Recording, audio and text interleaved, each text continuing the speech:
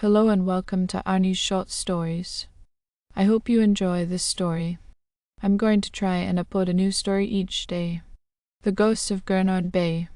Holly Arnold stepped off her bicycle, the tires crunching against the pebbled path as she gazed out at Gurnard Bay. The Isle of Wight's autumn wind whipped through her auburn hair, carrying with it the briny scent of the sea. The bay stretched before her, its calm waters reflecting the pale light of a waning moon.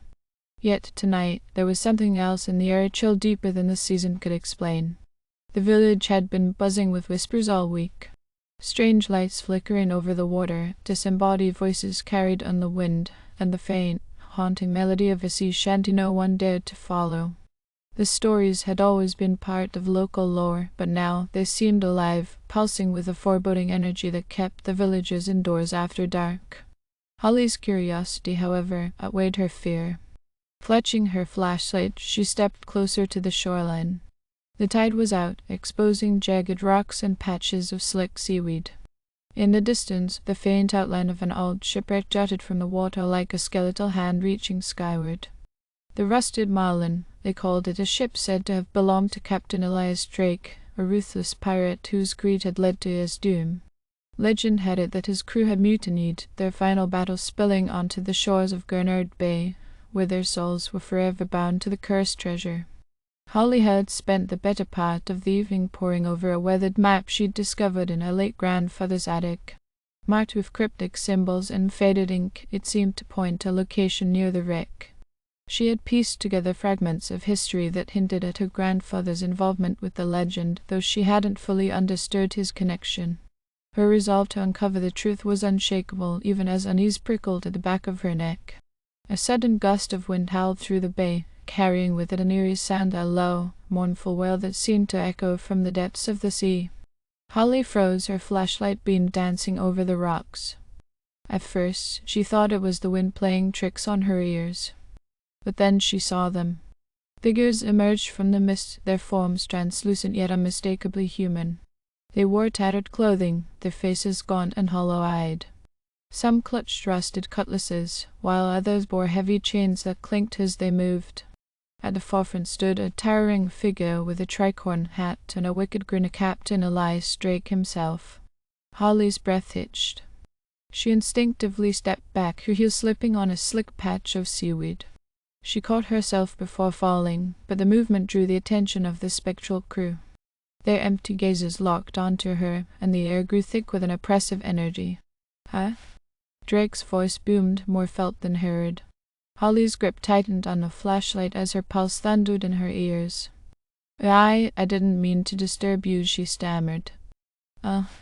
Drake stepped closer, his boots leaving no imprint on the damp sand. "Answers," he repeated. "You seek the treasure, don't you? Many have come before you."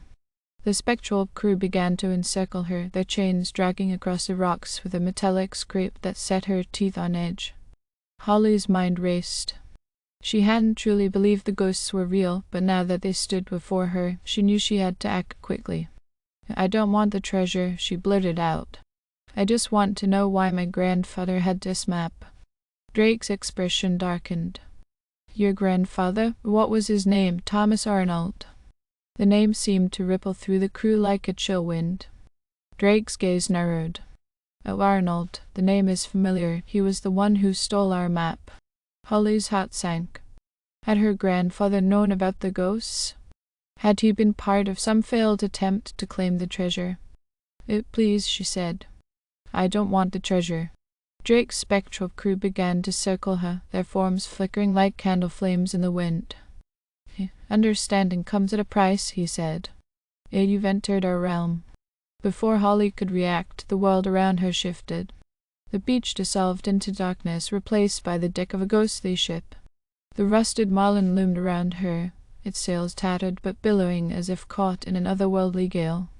The crew stood at their stations, their eyes gleaming with malice.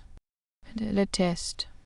Navigate my ship through the storm, and I may grant you the answers you seek. Fail." Holly's pulse pounded in her ears as she was thrust toward the ship's wheel. The storm raged around her, lightning illuminating the spectral waves that threatened to engulf the vessel. She gripped the wheel tightly, her knuckles white as she fought to steer the ship. The wind howled, and waves crashed against the hull with a force that seemed impossible.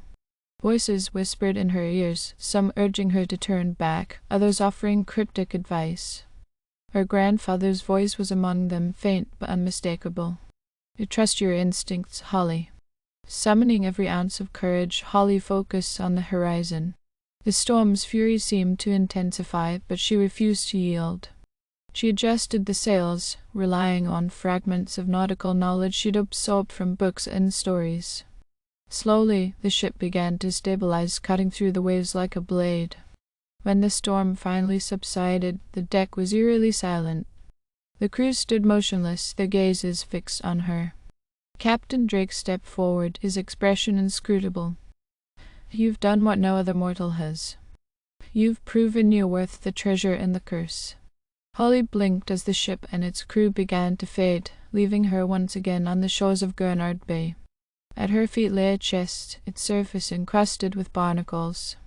She hesitated before opening it, half expecting the ghost to reappear. Inside, she found gold coins, jewels, and an old journal bearing her grandfather's name. As she flipped through the pages, she realized the truth. Her grandfather had tried to free the spirits, seeking to atone for a betrayal buried in the family's past. The treasure wasn't a prize, it was a burden, a reminder of the cost of greed and the power of redemption. Holly stood, the journal clutched in her hands. The Ghosts of Gurnard Bay had given her a choice, and she knew what she had to do. She carried the chest to the water's edge and let the tide claim it once more. The wind whispered its approval as she turned away, the moonlight guiding her home. Thank you for listening. I hope you enjoyed this story. Please don't forget to like, and even better, like and subscribe. Thank you very much, and I hope you have had or have a great day.